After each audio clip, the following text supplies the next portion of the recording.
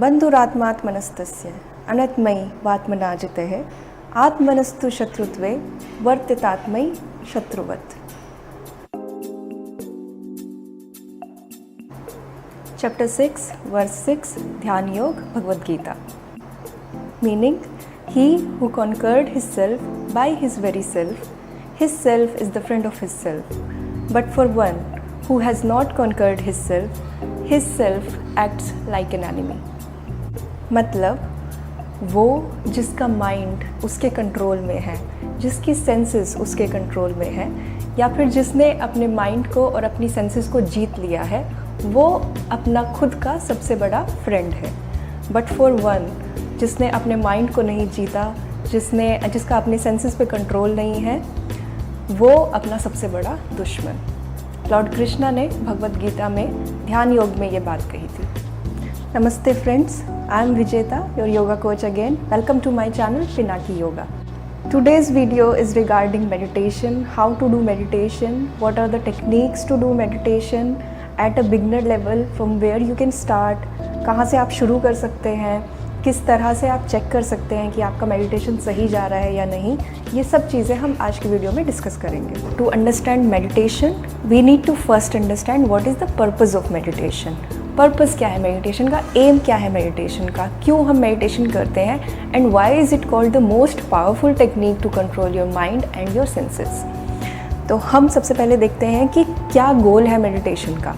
तो अब आपको इस तरह से समझना होगा, लेट्स से कि यहाँ पर एक ऑर्गेनाइजेशन है जहाँ पर सबसे नीचे एम्प्लॉयज़ काम करते हैं, उससे ऊपर मैनेजर और उससे ऊपर सुपरवाइज़र। ठीक है, तो सबसे नीचे जो एम्प्लॉयज़ हैं उनका काम होता है एक्शंस एग्जीक्यूट करना, एक्शंस परफॉर्म करना। ठीक है, मैनेजर का काम होता है प्लानिंग करना, एवरीथिंग मैनेज करना।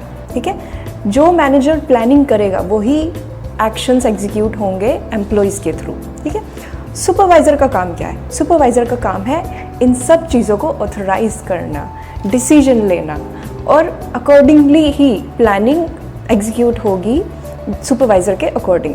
ठीक है, तो अब आपको ये चीज़ अंडरस्टैंड करनी होगी कि यहाँ पर जो एम्प्लॉयज़ है वो है आपकी बॉडी। आप अपनी बॉडी के थ्रू एक्शंस एग्जीक्यूट करते हो, जो भी आपने वर्ड्स बोले हैं, जो भी आपने एक्शंस परफॉर्म किए हैं, सब कुछ आप अपनी बॉडी के थ्रू करते हो, because your body is a medium to plan, to execute your plan. ठीक है, so your body is a medium to execute your plans. ठीक है, second thing is your manager. Manager is your mind.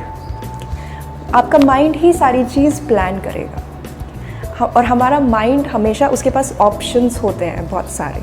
ठीक है, but because we are not aware, तो हम वो सारे ऑप्शंस को छोड़ करके हम उस चीज़ पे रिएक्ट करते हैं जो हमारा माइंड हमें अलाउड करता है।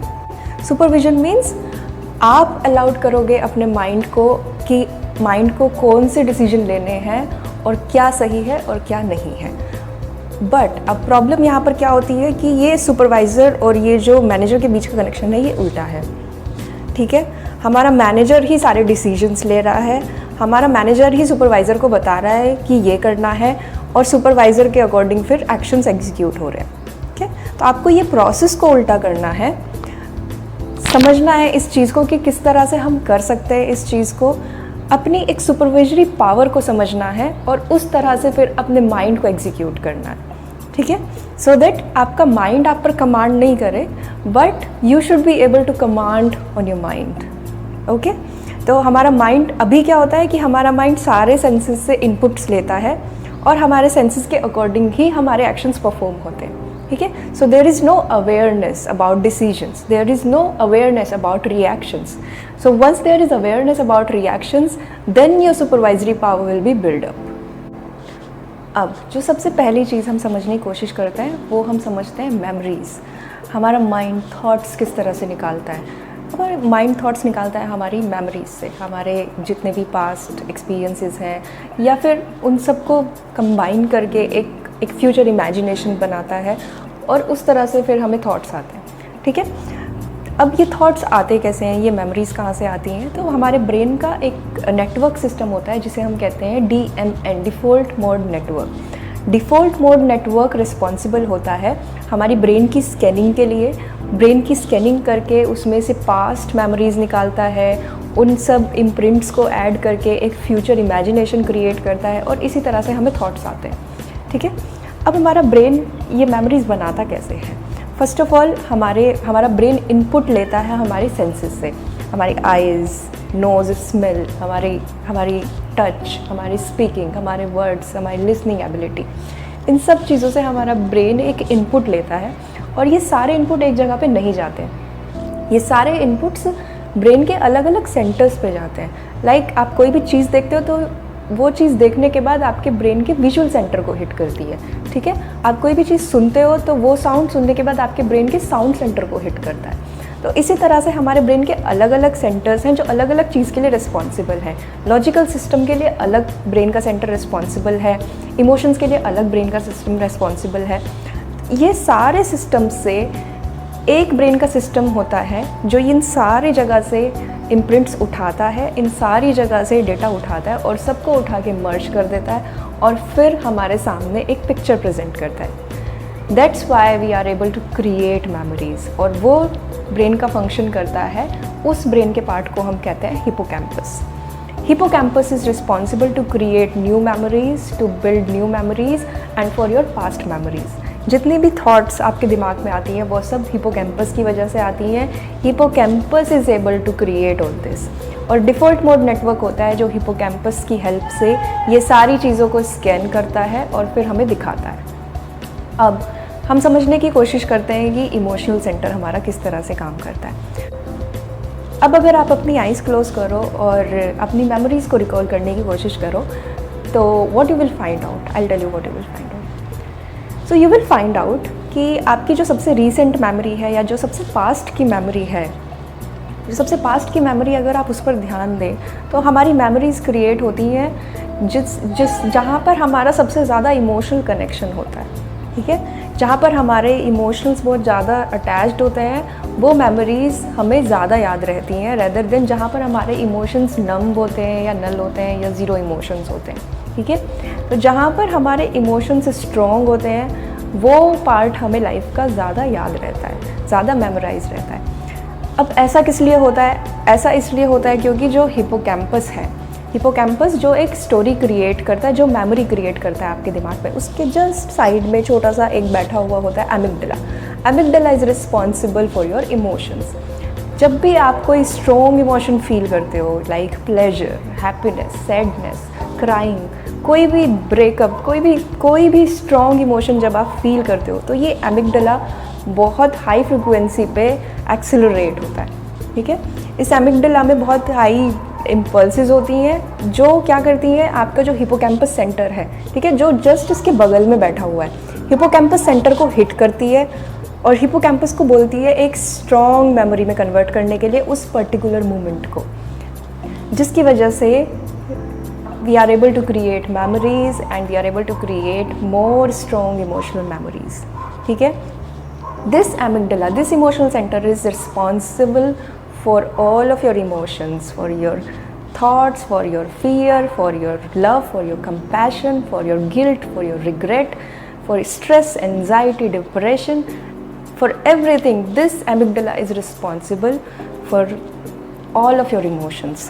ठीक है, अब मैक्सिमम जो हमारे एक्सपर्ट मेडिटेटर्स हैं उनमें ये चीज़ एक्सपेरिमेंट हुई है और उनका जो fMRI स्कैन हुआ है ब्रेन का, उसमें ये चीज़ देखी गई है कि जो एक्सपर्ट मेडिटेटर्स होते हैं या जो डेली बेसिस पे मेडिटेशन करते हैं उनका जो एमिगडाला होता है, जो इमोशनल सेंटर होता है, वो श्रिंक होता जाता है धीरे धीरे प्रैक्टिस के साथ। और उनका जो प्रीफ्रंटल कॉर्टेक्स है, यानी कि जो उनका लॉजिकल सिस्टम है ब्रेन का, वो पार्ट जो logics, awareness, concentration, decision making, innovation के लिए रिस्पॉन्सिबल है, क्रिएटिव थॉट्स के लिए रिस्पॉन्सिबल है, ब्रेन का वो पार्ट थिक होता जाता है। ठीक है, तो मेडिटेशन से ये फ़र्क पड़ता है कि आपका जो इमोशनल सेंटर है वो धीरे धीरे श्रिंक होता जाएगा और आपका जो कॉन्सेंट्रेशन वाला पार्ट है ब्रेन का वो धीरे धीरे थिकर होता जाता है। ठीक है, जिसकी वजह से जितने भी मेडिटेटर्स हैं they are able to settle themselves in any circumstances, because उनका जो इमोशनल सेंटर है वो काफ़ी सटल है।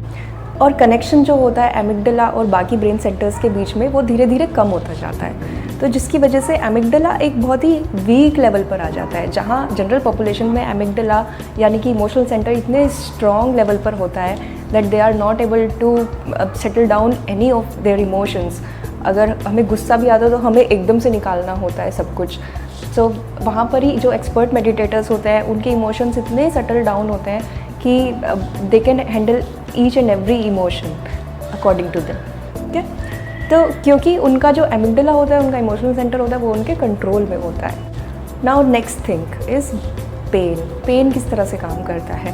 पेन और अवेयरनेस ये दोनों आपस में बहुत स्ट्रांगली कपल्ड होते हैं। ठीक है, अब क्योंकि ये बहुत स्ट्रांगली कपल्ड होते हैं तो जिसकी वजह से हमें पेन ज़्यादा होता है, क्योंकि हमारा कॉन्सेंट्रेशन पेन में इस तरह से कपल्ड है। ठीक है, एक्सपर्ट मेडिटेटर्स में क्या होता है कि प्रीफ्रंटल कॉर्टेक्स के यानी कि अवेयरनेस वाले ब्रेन के बहुत सारे पार्ट्स ऐसे होते हैं जो डिकपल्ड हो जाते हैं पेन वाले पार्ट से, जिसकी वजह से उनको पेन फील तो होता है बट जनरल पॉपुलेशन से बहुत ही कम लेवल पे।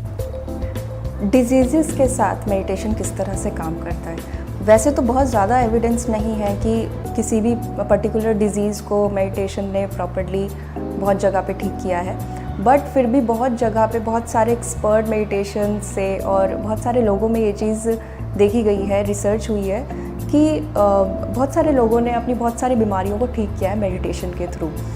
और एक्सपेरिमेंट्स के थ्रू भी ये चीज़ पता चली है, रिसर्च के थ्रू भी, कि बहुत सारे इन्फ्लेमेशन और स्ट्रेस के जो बायोमार्कर्स हैं उनमें रिडक्शन हुआ है बॉडी के अंदर। जैसे कि आपका कॉर्टिसोल लेवल, आपका स्ट्रेस हार्मोन जो है वो बहुत ज़्यादा रिड्यूस हो जाता है, और आपका जो CRP लेवल होता है जो लीवर से क्रिएट होता है, जो अगर बूस्ट होता है बहुत ज़्यादा, दैट मीन्स आपकी बॉडी में कोई ना कोई इन्फेक्शन है, वो उसमें रिडक्शन हो जाता है। तो इस तरह से बहुत सारे रिसर्च में ये सब चीज़ें देखी गई है, और लोगों ने अपने बहुत सारी डिजीज़ को ठीक भी किया है मेडिटेशन से, लाइक जैसे हाइपरटेंशन हो गया या कोई भी कैंसर, इवन कैंसर और HIV तक लोगों ने ठीक किया है थ्रू डीप मेडिटेशन। ऐसा किस लिए होता है? ऐसा इसलिए होता है बिकॉज़ आपके जब आप मेडिटेशन में होते हो आपकी बॉडी बहुत ही सटल मोड में होती है। बॉडी का एक एक ऑर्गन, हर एक फंक्शनिंग बॉडी की अंदर से बहुत ही सटल लेवल पर चली जाती है, जिसकी वजह से आपके ऑर्गन की जो हीलिंग पावर होती है, जो बॉडी के अंदर जो प्राणा होता है वो बूस्ट होता है, और प्राणा जो होता है वो आपकी बॉडी की हीलिंग पावर को बढ़ाता है। एक एक सेल आपका रिजुविनेट मोड में जाता है और आपकी बॉडी एक रीग्रोइंग मोड में आ जाती है, जिसकी वजह से आपको आपकी जितनी सारी डिजीज़ेज़ हैं वो सब रिकवर करने में मेडिटेशन हेल्प करता है।